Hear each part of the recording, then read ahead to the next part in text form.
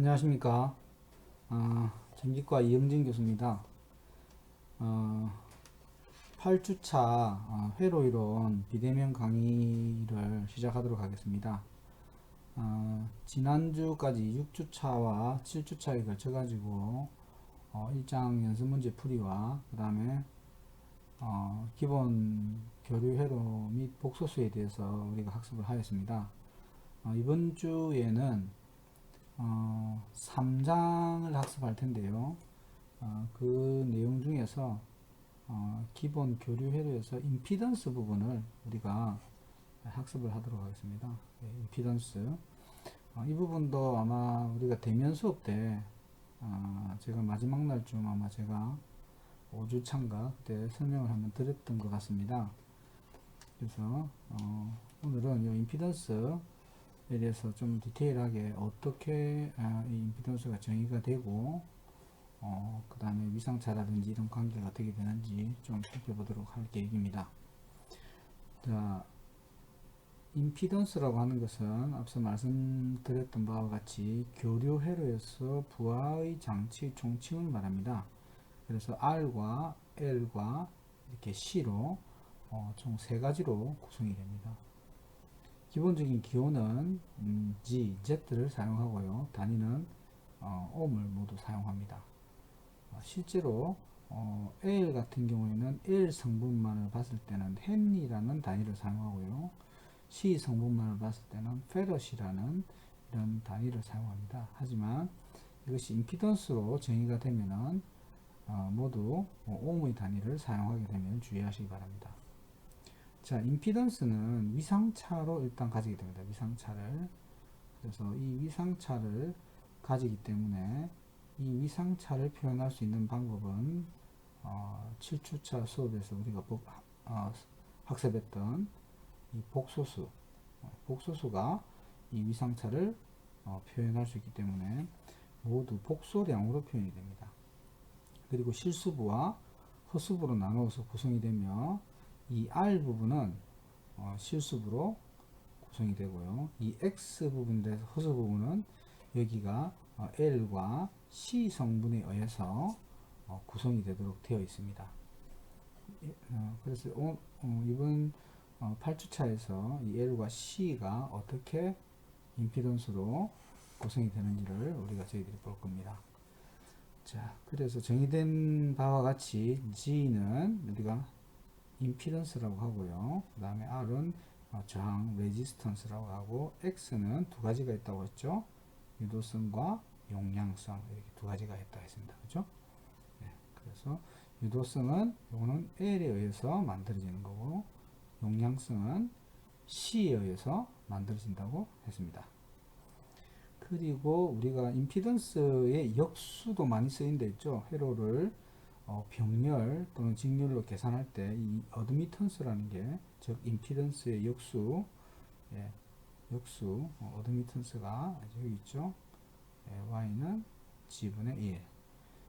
어드미턴스도 많이 사용된다고 했습니다. 그래서 이 어드미턴스의 구성은 컨덕턴스와 이렇게 서셉턴스 두 가지로 구성이 된다고 했습니다. 컨덕턴스는 정의하기를 저항분의 1이라고 정의를 했고요. 서셉턴스는 리액턴스 분의 1로 정의가 된다고 했습니다. 단위는 임피던스의 역으로 생각하시면 됩니다. 임피던스는 ohm이면 어드미턴스는 모 또는 ohm의 거꾸로 된 기호, 지멘스 S 이런 단위를 사용한다고 했습니다.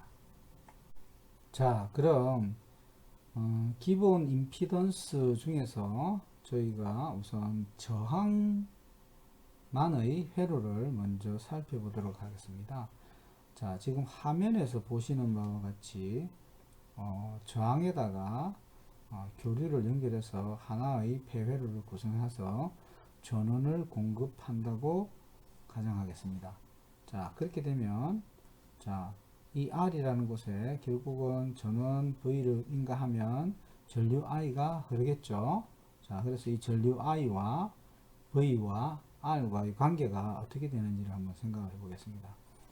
자, 먼저 정의한 바와 같이 우리가 전압을 인가를 한다고 했죠. V는 우리가 V는 Vm의 sin 오메가 t라는 기본 정연파를 인가했을 때를 가정했습니다. 자, 이때 R에다가 V는 Vm sin 오메가 t라는 전압을 인가했을 때 이때 흐르는 전류는 어떻게 되느냐 라고 우리가 묻는다면 I는 기본적으로 정의가 R분의 그죠? R분의 V입니다. 그죠? 예, 소문자와 대문자를 구분하는 것은 이 소문자로 된 것은 이건 우리가 순시값을 의미합니다. 순시값, 순시치 또는 순시값을 의미합니다. 자, I는 R분의 V가 되겠죠. 자, 그러면 R분의 V니까 자, R분의 전체적으로 한번 해보겠습니다. 분모를 쓰고 R분의 V는 Vm의 sin 오메가 t가 될 겁니다. 자, 그러면 자, 여기서 상수가 되는 것은 지금 요 항만 남겠죠. 그죠? 나머지는 시간에 따라서 변하는 값이니까 이 값은 다시 R분의 Vm이 될 거고 이것은 sin 오메가 t는 그대로 남겠죠. 이렇게 이런 크기의 전류가 흐를 거라는 겁니다.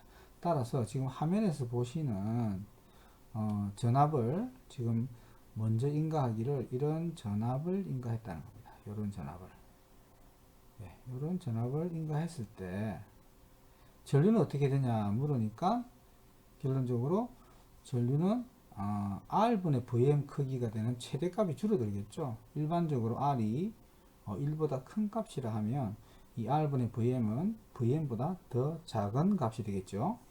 그래서 Im은 결국 뭐예요? R분의 Vm의 크기가 될 것이고 그것은 아마 최대값이 Vm보다는 작은 최대값을 가지는 이런 위상차가 없죠. 지금 보면은 이 sin 오메가 t나 Vm의 sin 오메가 t나 서로 이때는 동이상이라고 했죠. 제가 그죠? 이렇게 뒤쪽에 위상차가 없는 것은 이런 걸 우리가 동이상이라고 합니다. 그죠? 동이상이기 때문에 동이상인 어떤 파형이 이렇게 그려질 거라는 겁니다. 이것이 바로 뭐다? I는 Im의 sin 오메가 t가 될 거다 이런 겁니다. 이것은 R의 크기에 따라서 이 최대값의 크기만 달라지겠죠. 이 최대값의 크기만 달라지는 그런 위상이 같은 동이상의 전류가 얻어진다고 생각하시면 될 것 같습니다. 자, 그래서 그럼 결론적으로 이 R분의 Vm이라고 하는 것이 결국은 Im이네. 그죠? 따라서 우리가 ohm의 법칙을 다시 한번 정의해 봅시다. 다시 한번 정의하면 Im은 우리가 어떻게 쓸 수 있어요? R분의 Vm으로 쓸 수 있죠. 자, 양변에다가 루트 2로 나누겠습니다. 그럼 어떻게 되죠? 실효값 V나 실효값 I는 어떻게 되죠? 루트 2분의 Vm이 되고 I는 루트 2분의 Im 되겠죠. 그래서 요거는 뭐다? 실효값. 그죠? 실효값. 요거는 최대값. 앞에서 했습니다. 7주차 영상이나 그 이전 영상을 보시면은 내용이 나올 겁니다. 자, 그래서 하면은 이것은 결국 실효값으로 나타내더라도 I는 어떻게 됩니까? R분의 V라는 이런 식이 만들어지게 되는 겁니다. 그래서 I와 R과 V는 위상이 변하지 않는 범위 내에서 그 크기가 이런 서로 비례 또는 반비례의 관계를 가지고 있다는 것을 우리가 확인할 수 있습니다. 자, 이어서 교재의 80페이지에 있는 예제 3-2를 한번 같이 풀어보도록 하겠습니다. 자, 예제 3-2를 보시면 저항 R이 15인 저항이 직렬로 연결되어 있는 회로에 100V 60Hz의 교류 전압을 인가하였을 때 회로에 흐르는 전류의 순시값과 그리고 저항 R의 양단의 전압을 구하여라. 자, 이렇게 되어 있습니다. 자, 우선 여기서 100볼트라고 하는 것은 요것은 아마 시료값이 되겠죠. 그죠? 네, 시료값. 이것은 시료값이 될 것 같습니다. 60Hz는 뭘까요? 주파수가 되겠죠. 그죠? 주파수. 네, 주파수가 될 겁니다. 자, 그렇다면 시료값이 100이라고 하면 최대값은 시료값의 루트 2배가 돼야 되겠죠. 그죠?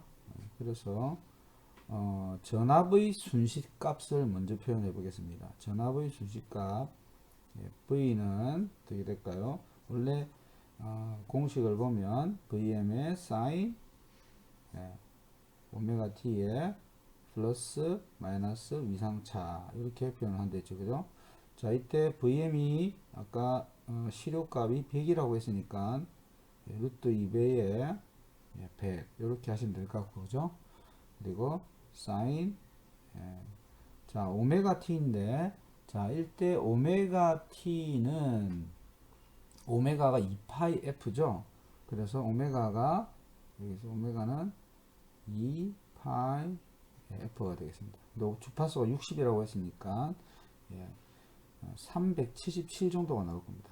계산하시면. 그래서 간혹 문제지에 그냥 377T라고 나오면 그것은 주파수가 60Hz라고 거꾸로 추정을 하셔도 될 것 같습니다. 자, 위상차가 지금 현재 없는 상태죠. 그죠? 예, 없는 상태로 지금 줘줬습니다.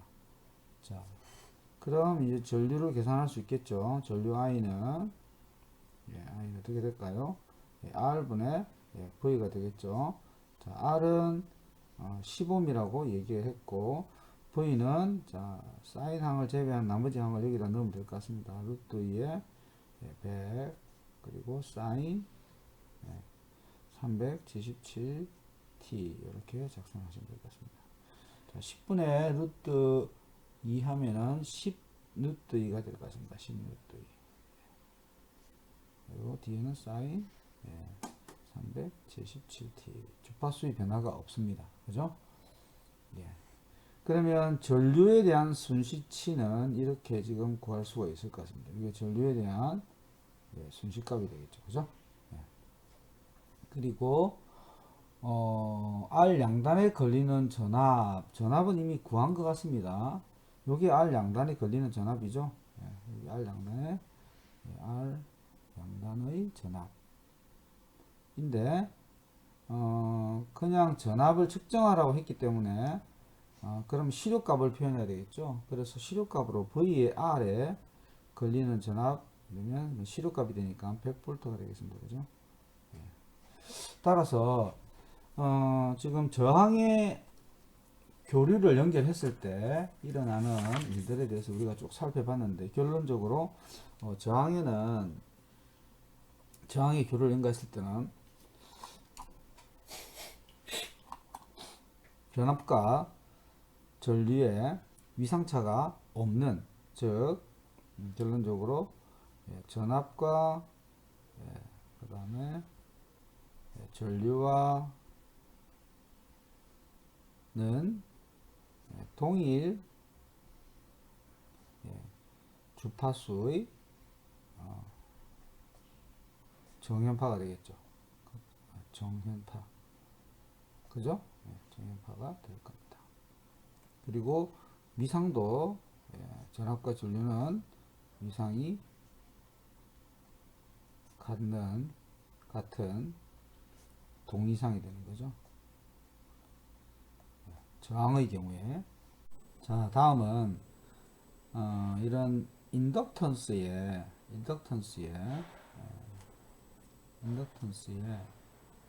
교류를 인가했을 때 전압과 전류의 관계를 잠깐 살펴보도록 하겠습니다. 자, 인덕턴스의 E는 만약 EM의 sin 오메가 t라는 전압을 인가하게 되면 이 L의 양단에는 전압이 유기가 되죠. 유기기전력 마이너스 방향으로 L의 즉 비례정수 L 인덕턴스에 비례하고 시간에 따른 전류의 변화량에 비례하는 유기기전력이 발생한다고 되어 있습니다. 즉, 이 유기기전력 E의 방향에 외부에서 전류 I를 인가하면 전류에 의해서 자속 파이가 유도된다고 되어 있습니다. 그죠? 이건 전자기억 시간에 많이 다루게 될 겁니다. 즉 I와 이 자속 파이, 이 코일에 유기되는 자속이 유도된다고 되어 있습니다. 따라서 이 식은 또 이런 식으로도 쓸 수가 있습니다. L은 dt분의 d파이라고 전기기기나 이런 부분에서는 또 이런 식을 이용해서 다루기도 합니다. 즉 I에 의해서 세교되는 자속수의 변화량에 이 전압은 비례한다. 이렇게 생각할 수 있습니다. 따라서 결국 입력되는 전압은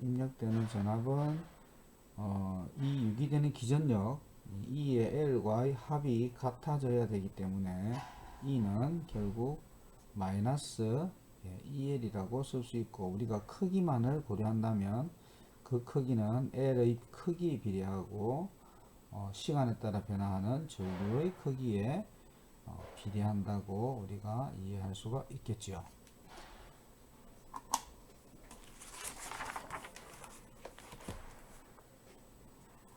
자, 그럼 여기서 우리가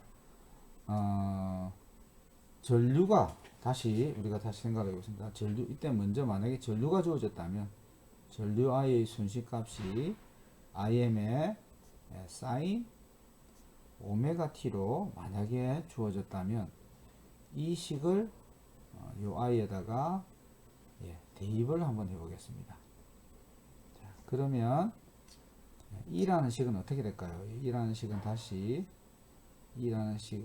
L dt분의 d, 요거 미분인자는 빼겠습니다. 그리고 Im의 사인 오메가 t라는 식으로 주어질 거고요.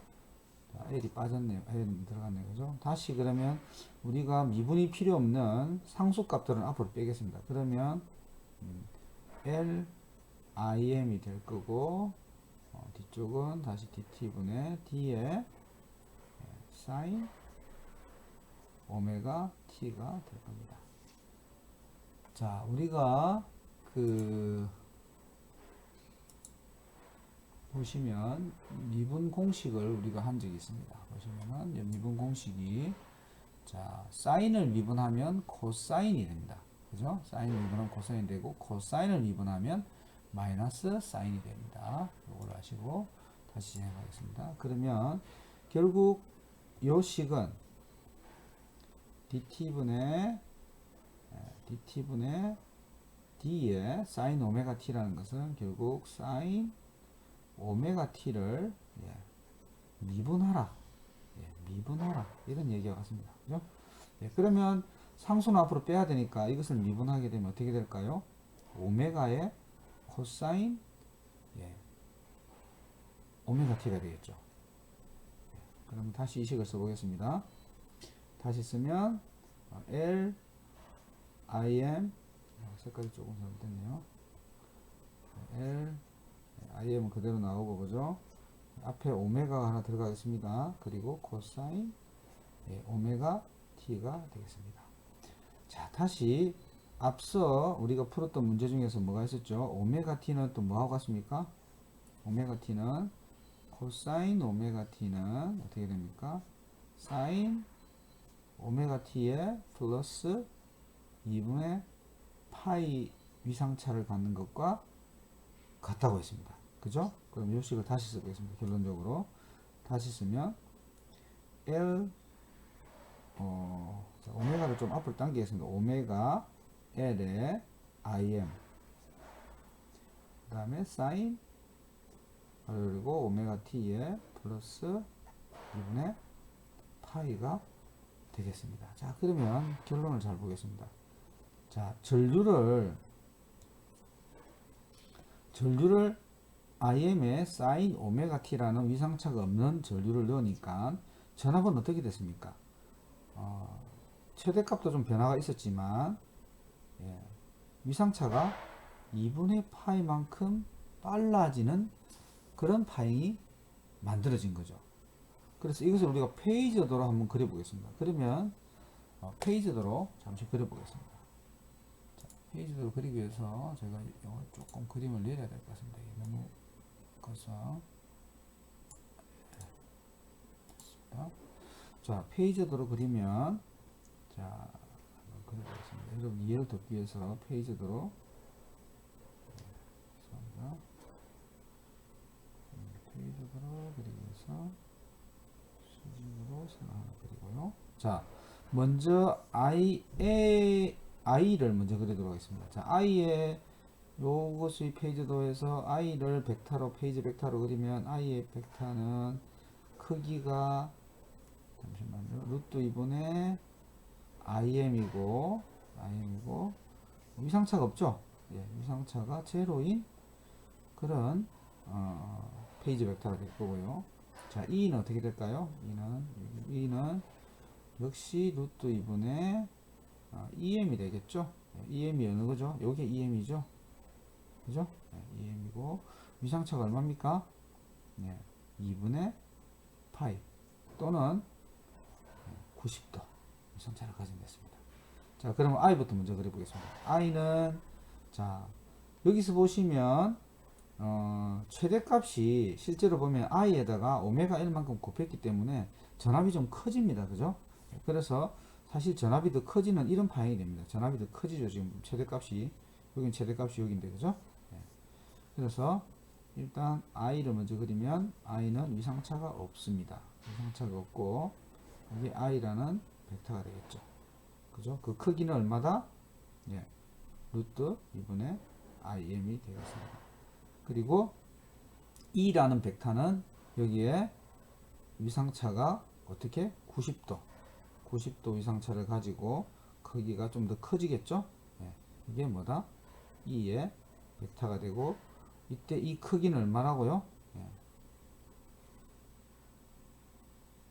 이 크기는 em이 될 겁니다. em이 되는데 em이고 크기는 오메가 L IM이 될 겁니다.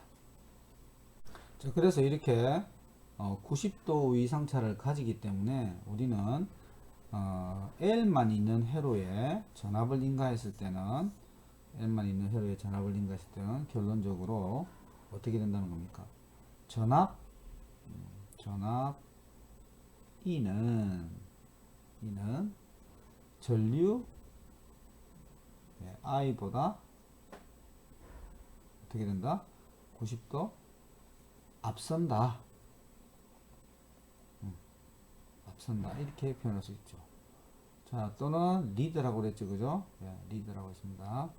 리드라는 용어도 많이 사용합니다. 또 다른 표현으로는 전류 I는 전압 E보다 90도 뒤진다. 이렇게 네 거죠. 뒤진다라고 표현할 수 있고 또 다른 말로는 전압과 전류의 위상차가 90도다 이렇게 말을 할 수가 있습니다. 그래서 방금처럼 전류와 전압의 페이지도를 그리면 두 위상차 90도로 나타내기 때문에 자, 여기서 다시 이제 우리가 임피던스에 대해서 다루겠지만 결국 결론적으로 보면 90도 위상차를 표현할 수 있는 방법은 결국 복소수가 이 두 전압과 전류를 하나의 평면에서 어떤 위상차, 얼마만큼의 위상차를 가진지를 표현하기가 굉장히 유용하게 사용될 수 있다는 겁니다.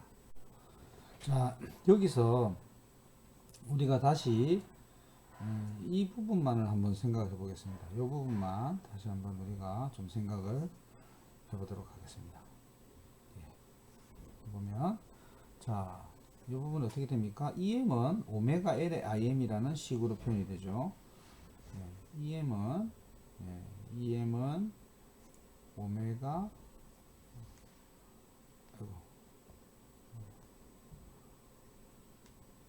오메가 L의 im이라는 수식으로 표현됩니다.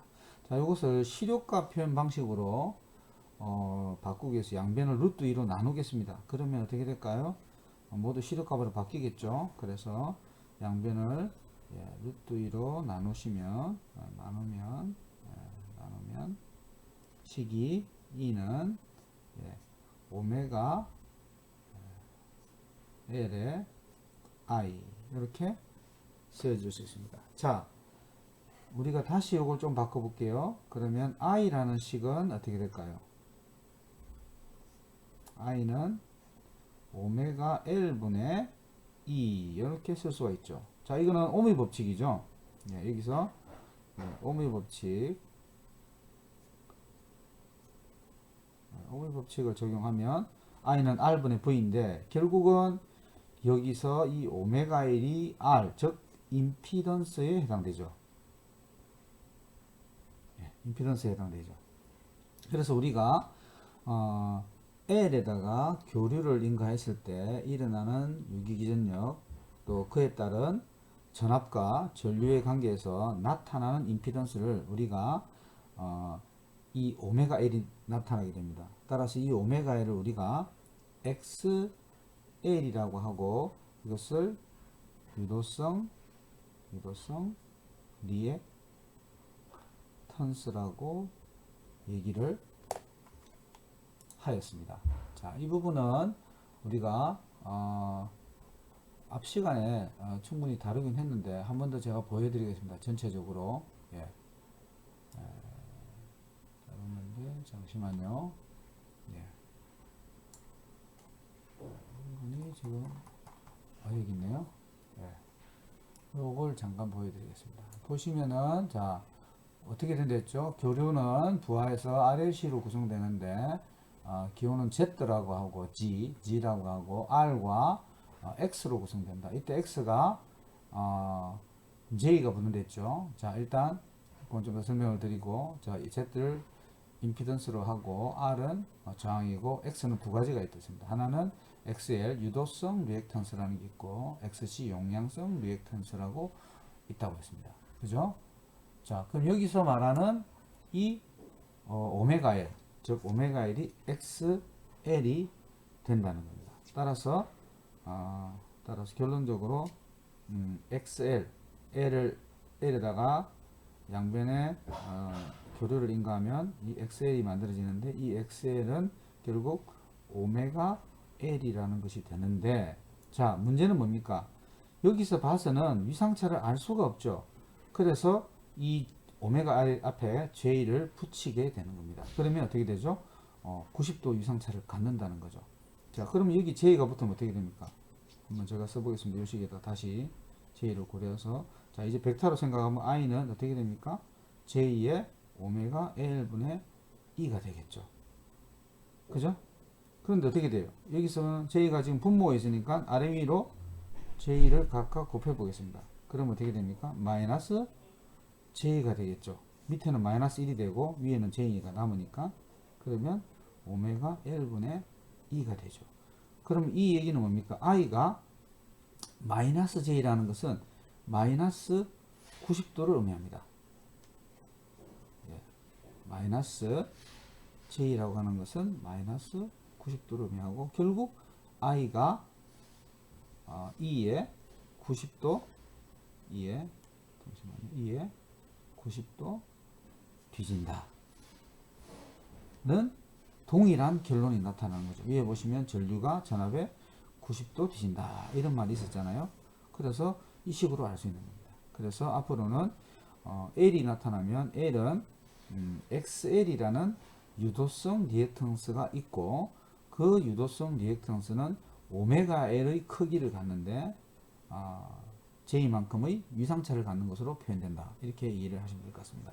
그리고 이때 오메가는 뭘까요? 오메가는 우리가 각속도죠. 2파이 F가 되겠죠. 따라서 이 XL은 어떻게 되죠? XL은 L의 크기에 비례하고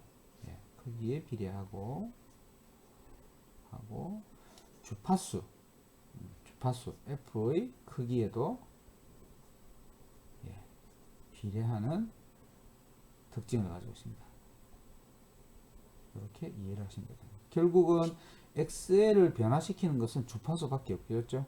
L은 원래 우리가 회로를 구성하면은 수동소자라서 장착이 되는 거기 때문에 물론 L도 가변할 수는 있습니다만은 그래서 L과 뭐 그렇게 된다면 L과 주파수 이 두 가지가 예, 인덕턴스하고 주파수 두 가지가 유도성, 리액턴스를 결정하는 요소가 되겠죠. 자, 그래서 이 차트에서 중요한 것 중에 하나는 뭐다? 예, 유도성 리액턴스, 즉 L에다가 교류를 인가했을 때는 자, 그림에서 보시는 바와 같이 예, 전압과 전류가 이렇게 구성되면 전압은 앞선 그런 전압으로 만들어진다는 것을 이해하셔야 하고 이때는 뭐가 만들어진다? 임피던스가 존재하는데 그 임피던스는 주파수에도 비례하고 L의 크기에 비례하는 XL이라는 것이 만들어진다. 그래서 이거를 우리가 뭐라고 부른다? 유도성 리액턴스라고 부르더라. XL이라고 하고 아시겠죠? 자, 그럼 예제를 우리가 하나 잠시 풀어보겠습니다. 교재에 있는 예제 중에서 자, 예제 3-3을 잠깐 보시면 314mH의 자기 인덕턴스가 있는 이런 회로에 110V를 인가해서 60H잖아요. 그죠? 이런 교류전압을 인가했을 때 흐르는 전류를 구하라. 자, 회로를 잠깐 그려보겠습니다. 자, 회로가 일단 교류가 인가된다고 했습니다. 그죠? 예, 교류가 인가되고, 예, 그 다음에 이런 코일이 L이 있다고 했습니다. 코일이 있고, 이때 L의 크기가 얼마냐 하면 314mH라고 되어 있습니다. 자, 이때 단위는 옴이 아닙니다. 조금 전에 보여드렸던 이 XL은 단위가 뭘까요? 이것은 단위가 좀 지우겠습니다. 이거는 옴입니다. 옴. 아시겠죠? 전체를 같이 이해를 하셔야 될 것 같습니다. 자, 이때는 단위가 옴이 됩니다. 다만 L만을 다룰 때는 L의 단위는 헨리 또는 미리헨리로 이해를 하셔야 됩니다. 자, 이런 회로에 전압이 V가 110V라고 했습니다. 자, 이 110V는 뭘까요? 예, 시료값이죠. 예, 시료값입니다.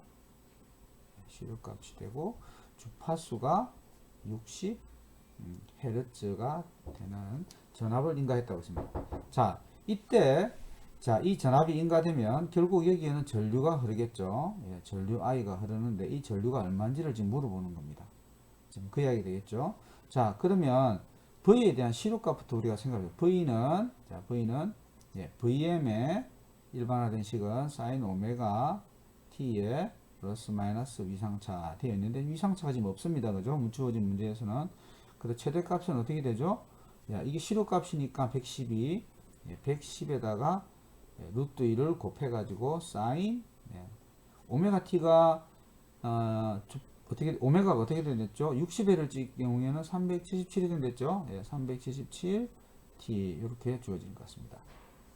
자, 먼저 흐르는 전류 I를 구하라고 했죠? 예. 자, I를 구하려면 자, 어떻게 돼야 될까요? 자, I를 구하려면 자, XL을 먼저 구해야 될 것 같습니다. 그죠? 자, XL을 한번 구해 보겠습니다. 자, XL을 먼저 구하면 XL은 자, 위에 공식에서 어떻게 된댔죠? J의 오메가 1이죠. 자, 우선 크기만 구하도록 하겠습니다. 예. 오메가 L이라는 크기를 가지게 되고 오메가는 2파이F죠. 예, 2파이F의 크기는 L입니다. 저거는 계산식으로 하면 2 곱하기 3. 파이는 3.14입니다. 3.14 곱하기 주파수가 60Hz 곱하기 L이 314 곱하기 미리헨이니까 10의 마이너스 3승이 되겠죠. 그죠? 이렇게 계산을 하면 이 값은 얼마다? 이 값은 118.4가 나오고 이제 단위가 뭐가 된다고요? 엑셀이 되면 단위는 옴이 됩니다. 아시겠죠? 따라서 자, 그러면 이제 I의 시료값 I의 시료값은 어떻게 되죠? XL분의 V의 시료값 이렇게 되겠죠. 그죠? 자, 그래서 XL은 얼마다? 118.4가 되고, V의 시료값은 아까 얼마 됐습니까? 여기서 이게 시료값이죠? 110이 되겠습니다. 110 이렇게 계산하면, 자, I의 시료값은 얼마다? 0.93 암페어가 될 겁니다. 자, 다시 그러면 I라는 벡터는 어떻게 되죠? I라는 벡터는 순식값은, 자, 시료값의 루트 2배죠. 0.93의 루트 2배가 되고, 자, 사인, 자, 오메가는 377t고, 위상차는 어떻게 될까요? 위상차는, 자, 위상차는 전류가 코일에서는 전압보다 90도 뒤진다고 했습니다. 그러면 마이너스 90도가 되겠죠. 자, 그래서 이것을 페이지도로 그리면, 자, 페이지도로 한번 그려보겠습니다. 페이지도로 그리면 전압과 전류 관계를, 자, 전압은 어떻게 됩니까? 전압은 110의 크기를 갖고 위상차가 없다고 했습니다. 그죠? 110의 크기를 갖고 위상차가, 자, 이게 V라는 벡터가 되고, 이게 크기가 110이 되겠습니다. 110V. 자, I는 어떻게 됩니까? 크기가 0.93인데 위상차가 마이너스 90도죠? 마이너스 90도니까 어떻게 되죠? I는 좀 작게 그려야 되겠는 거죠? 요게 크기가 I라는 벡터가 되고, 이 각도가 얼마다고요? 마이너스 90도. 즉 전압이 앞선다고도 할 수 있고 전류가 90도 뒤진다 같은 얘기가 되겠습니다. 이 크기가 얼마다? 이 크기가 0.93 암페어가 되겠죠. 뭐 크기는 좀 제가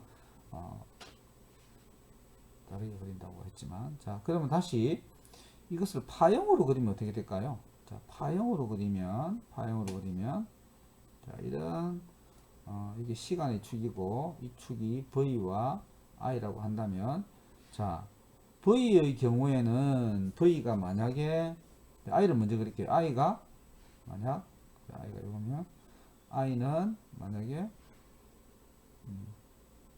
이런 파형을 갖는다 하면 이 크기가 얼마일까요? 여기가 바로 0.93 루트라는 맥스 값을 가지겠죠. 그죠? 그리고 주기는 똑같습니다. 지금. 그죠? 왜냐하면 377, 그 다음에 V도 어떻게 했습니까? V도 377 했기 때문에 주파수가 같기 때문에 이 주기는 같습니다. 그리고 V는 어떻게 된다고요? 이거보다 매우 큰 이만큼의 Emax가 얼마죠? 이게 110 루트 2가 되겠죠. 맥스니까. 그죠? 위상차는, 자, 이런 파이 되겠죠. 자, 이런 파이. 그래서 이때 이 위상차가 얼마다? 위상차가 90도가 되겠죠. 만약에 전압을 기준으로 그리면 전류는 90도 뒤진 모양으로 그리면 될 겁니다. 그죠? 이런 파형이 되고, 그게 이제 앞서 보셨던, 여기 보시면 이 파형하고 같은 겁니다. 지금 사실 보면. 그죠? 이 파형이랑 방금 제가 그린 거랑 같은 파형입니다. 그죠? 나중에 한번 천천히 보시면 이해가 되실 거라고 봅니다. 자, 그래서, 자, 유도성 회로에 대해서는, 자, 교류에 L을 연결해서 양단의 교류를 전압을 인가하게 되면 이런 유기전력이 발생한다고 했고, 그리고 그때 전압과 전류는 이런 위상차의 관계가 있다. 전압이 90도 앞서는 위상차를 가지게 되고, 그 다음에 그때 나타나는 임피던스가 XL이라는 임피던스가 존재하는데, XL은 제2의 오메가 L이 된다고 이야기했습니다. 그죠? 그리고 이때 I와 V와의 식을 풀어보면 I는 V에 대해서 마이너스 J만큼 위상차를 가지게 된다. 이렇게 표현할 수가 있고요. 그래서 I가 E에 90도 뒤진다. 이렇게 표현할 수도 있다. 이렇게 말씀드렸습니다. 자, 이상으로 유도성 리액턴스에 대해서 설명을 마치고 다음으로 용량성 리액턴스에 대해서 설명을 드리도록 하겠습니다. 다음은 용량성 회로에 대해서 살펴보겠습니다. 그림과 같이 커패시턴스가 C인, 커패시턴 용량이 C인 회로의 교류 전압을 Vm sin 오메가 t를 인가했을 때 전류와 전압의 관계가 어떻게 되는지 한번 살펴보도록 하겠습니다. 자, 먼저 이 커피시턴스에 충전되는 전하량 Q는, 자, Q는 공식이 어떻게 됩니까? 자, Q의 공식은 Q는 CV가 되겠죠? 예, CV가 되고, 자, 이때 V가 C의 VM의 V는 VM의 사인 오메가 T로 우리가 생각할 수 있겠죠. 자, 우리가 흐르는 전류를 우리가 여러 가지로 생각할 수 있는데, 여기서는 단위 시간당 흐르는 전하량으로 우리가 생각해서 한번 계산해 보겠습니다. I는, 자, 우리가 전류 법칙에서 I는 단위 시간당 흐르는 전하량, 즉 시간당 흐르는 전하량, 즉 전하량을 시간으로 미분하는 그런 식이 되겠습니다. 자, Q는 뭐라고 했죠? Q는 위에서 C Vm sin 오메가 T였습니다. 여기다가 넣도록 하겠습니다. 자, 미분인자 dt분의 d는 앞으로 빼고 C에 Vm sin 오메가 T를 넣도록 하겠습니다. 자, 그러면 여기서 미분이 필요 없는 CV, 즉 C와 Vm은 앞으로 빼고 미분에 필요한 것은 sin 오메가 T만 하면 되니까요. sin 오메가 T가 되겠습니다. 자, 그러면 이때 sin 오메가 T, dt분의 sin 오메가 T는 요거 미분이죠. 미분이고, 미분 sin 오메가 T를 우리가 미분한다. 이렇게 생각할 수 있습니다. 그러면 sin 오메가 T를 미분하면 어떻게 될까요? 코사인 오메가의 코사인 오메가 T가 되겠습니다. 자, 그럼 이거 다시 쓰겠습니다. 다시 I는 즉 C의 VM은 그대로 두고요. 오메가의 코사인 오메가 T가 되겠습니다. 자, 코사인 오메가 T는 어떻게 됩니까? 코사인 오메가 T는 사인 오메가 T의 플러스 2분의 파이로 될 수 있다고 했죠. 그럼 요식은 다시 오메가에 이렇게 쓸 수 있죠. 그러면 다시 요식을 쓰면 C Vm의 오메가의 사인 오메가 T의 플러스 2분의 파이로 쓸 수가 있겠습니다. 자, 그러면 우리가 인가된 전압이 뭐라고 했냐면, 인가된 전압을 적지 않았네요. V는 Vm의 사인 오메가 T였습니다. 자, 근데 I는 어떻게 됐죠? I는 2분의 파이만큼 더 앞선 그런 전류가 만들어진 거죠. 따라서 여기서는 우리가 전류 I는 V에 90도 앞선다. 이렇게 표현할 수 있고, 다른 표현으로 V는 I에 90도 뒤진다, 레그한다. 이렇게 표현할 수도 있습니다. 뒤진다로 하겠습니다. 뒤진다. 이렇게 표현할 수가 있다고 했습니다. 자, 그럼 여기서 결국 이 부분 있지 않습니까? C에 요거 좀 다시 한번 써보겠습니다. 좀 정리돼서 오메가를 앞으로 당겨서 오메가 C에 Vm 그 다음에 사인 오메가 T에 플러스 2분의 파이라고 했습니다. 그죠? 이 부분이 뭐라고 했습니까? 이 부분이 결국 IM이 되겠죠. 자, 그러면 우리가 IM을 다시 한번 써보겠습니다. IM은 따라서 IM은 어떻게 됩니까? 오메가 C의 VM이 되겠죠. 자, 우리가 I는 Z분의 V죠. Z분의 V니까 요거를 그렇게 식을 좀 바꾸면 어떻게 될까요? I는 오메가 C분의 1의 V. 자, 그 전에 그러면 우리가 이 식을 먼저 조금 양변을 루트 2로 나누어서 시력값으로 바꿔보겠습니다. I라는 것은 오메가 C의 V가 되고, 그 다음에 다시 식을 바꾸면 이 식은 V가 되고, 오메가 C분의 1의 V. 이렇게 쓸 수가 있겠죠. 자, 그러면 이게 결국은 뭐죠? 이게 C만의 회로에서 Z가 되겠습니다. 그래서 이걸 우리가 뭐라 하냐면 XC라고 하겠습니다. 따라서 XC는 우리가 용량성 리액턴스라고 할 수가 있습니다. 리액턴스라고. 그리고 그래서 이렇게 되고요.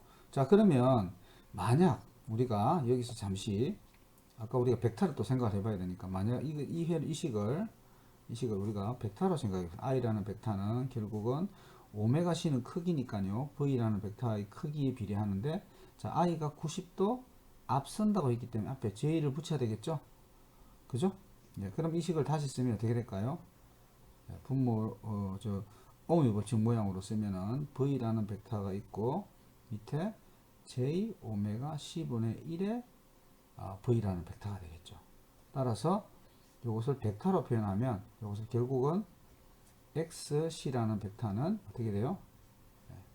j 오메가 c분의 1이 되고, 또 다른 표현으로는 j를 분모 유리하면 아래 위로 같은 j를 곱해도 상관없겠죠. 그러면 마이너스 1이 되죠. 밑에가. 따라서 마이너스 j가 앞으로 나오는 오메가 c분의 1이 됩니다. 그러면 요 놈을 다시 쓰면 어떻게 쓸 수 있죠? 다시 쓰면 마이너스 j의 오메가 c분의 1의 v 다시를 쓸 수 있습니다. v의 베타로 쓸 수 있겠죠. 그럼 여기 또 분모 유리화를 또 할 수 있죠? 또 한번 해볼게요, 제가. 그럼 어떻게 되죠? j가 마이너스 1인데 마이너스 맞는 게 플러스가 되죠. 따라서 j의 오메가 c분의 1 v 베타. 이렇게 하면 어떨까요? 결국 i는 j만큼 위상이 앞서는 동일한 결과를 얻을 수가 있죠. 네, 이렇게 우리가 위상차를 이런 j로 표현할 수가 있게 되는 겁니다. 따라서 이때 얻어지는 XC는 용량성 리액턴스라고 하고, 용량성 리액턴스만 봤을 때는 마이너스 J의 오메가 C분의 1이 된다는 것을 기억해 두시기 바랍니다.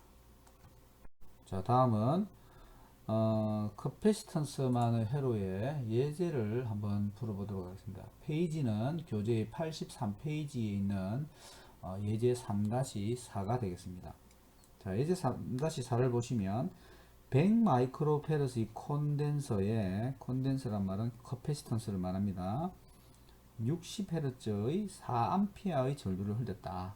이때 필요한 전압을 구하라. 자, 일단 뭐 전압을 구하라고 하는 건데 이게 시력값을 구하라는 건지 순식값을 구하라는 건지 명확하게 없기 때문에 우리가 다 한번 구해 보도록 하겠습니다. 자, 우선 회로를 하나 우리가 예상을 해서 그릴 수가 있겠죠.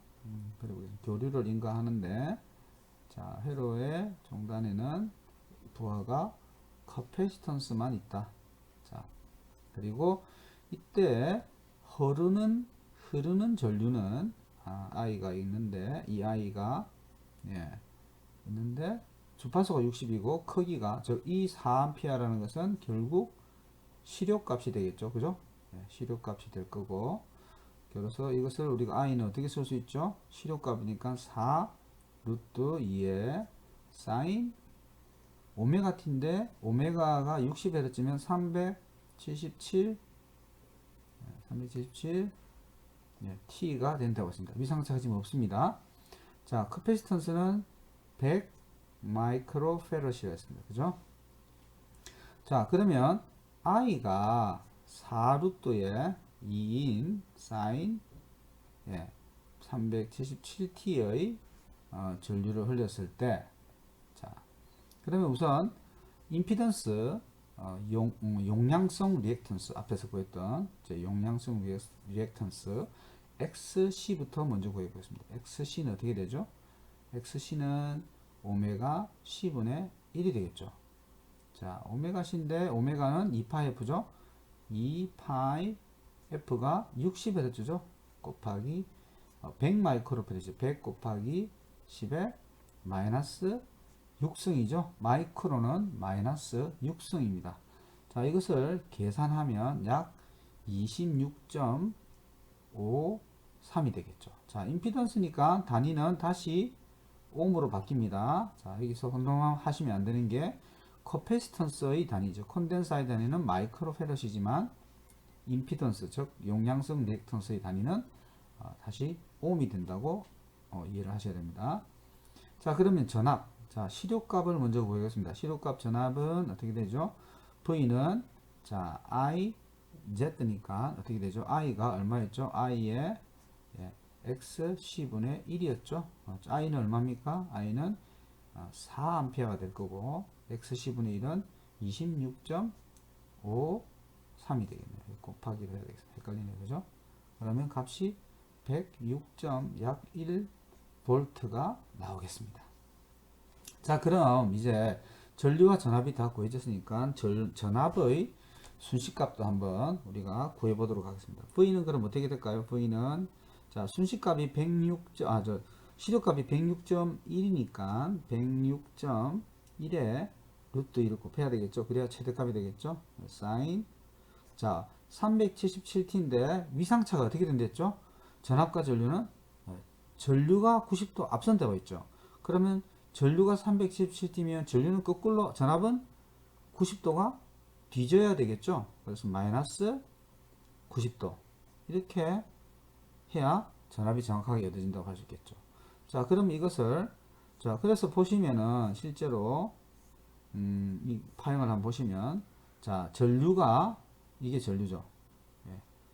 전압이 주어지면 전류는 90도 앞서고, 전류가 주어지면 전압이 90도 뒤지게 그림을 되는 겁니다. 그죠? 자, 다시 돌아와서, 자, 그래서 우리가 페이저도를 한번 다시 그려보겠습니다. 자, 우리가 시료값을 다 알고 위상차를 알기 때문에, 자, 이것을 그러면 다른 표현으로 하면 이렇게도 표현할 수 있겠네요. 자, V라는 것을 벡터로 이제 각각을 해보겠습니다. 자, I라는 벡터는, 페이지 벡터는 어떻게 될까요? 시료값이 4이고 위상차는 제로입니다. 그죠? 제로고, V는 어떻게 될까요? V는 시료값이 106.1이고 위상차는 마이너스 90도입니다. 그죠? 예, 그럼 이것을 페이지도로 한번 그려보겠습니다. 페이지도로 그리면, 자, 이렇게 좀 줄이겠습니다. 페이지도로 그리면 이런 방에다가 한 칸 내려야 되겠습니다. 네. 자, 이런 방향이 있을 때, 자, 먼저 I를 그리겠습니다. I는 크기가 4인, I 벡터가, 이거는 크기가 4이고 위상차가 제로죠. 이 크기가 4라고 했습니다. 그죠? 요 크기가 4가 되겠죠. 그죠? V는 어떻게 될까요? 여기에서 위상차를 90도만큼 가지겠죠. 90도 마이너스 위상차를 가지고 크기는 훨씬 큰 106.1이라는 크기가 되겠죠. 이게 V라는 벡터가 되고, 이거는 106.1이라는 벡터가 되고, 위상차는 마이너스 90도로 표현할 수 있습니다. 그죠? 자, 그래서 이 페이지들을 보시면 전류와 전압의 위상차가 어떻게 되는지 우리가 확인할 수 있습니다. 자, 이상으로 지금 교류회로 기본에 들어와서 인덕턴스와 커패시턴스, 그 다음에 저항, 이런 각 임피던스의 핵심적인 세 가지 수동소자가 교류회로에 연결되었을 때 전류와 전압과 어떤 관계가 있는지를 우리가 정리를 했습니다. 자, 여기 한번 보시면, 잠깐 보겠습니다. 그래서 결론적으로, 여기 있네요. 그죠? 한번 보겠습니다. 자, 보시면, 자, 교류에 저항을 연결하면, 자, 동이상이 되고, 크기만 달라진다는 것입니다. 그죠? 그 다음에, L을 연결하면, I는 전압보다 90도 늦어진다. 또는 V가 I보다 90도 앞선다. 이렇게 표현할 수 있고, 그런 위상차를 가지게 됩니다. 그리고 그때 임피던스는 XL이라고 하고 오메가 L로 표현이 되더라. 그 다음에 C를 연결하게 되면 임피던스는 오메가 C분의 1이 되고 I는 V보다 90도 앞서는 그런 위상차를 갖더라. 또는 V가 I보다 90도 뒤지는 위상차를 갖더라. 자, 이 세 가지가 매우 중요한 상황이고, 앞으로 여러분들이 회로나 또는 기기나 뭐 전력이나 다 모두 다뤄야 되는 부분들이기 때문에 잘 이해를 하시고 또 기억을 하시고 있기 바랍니다. 자, 다음 시간에는 8주차 수업은 이것으로 마치고, 다음 시간에는 이제 복소 임피던스가 결합되어 있는 R과 L 또는 R과 C 또는 RLC 이렇게 회로가 여러 가지가 결합되어 있는 회로에 대해서 임피던스와 또는 전압과 전류의 관계 이런 것들을 구해 보도록 하겠습니다. 자, 이것으로 수업을 마치도록 하겠습니다. 감사합니다.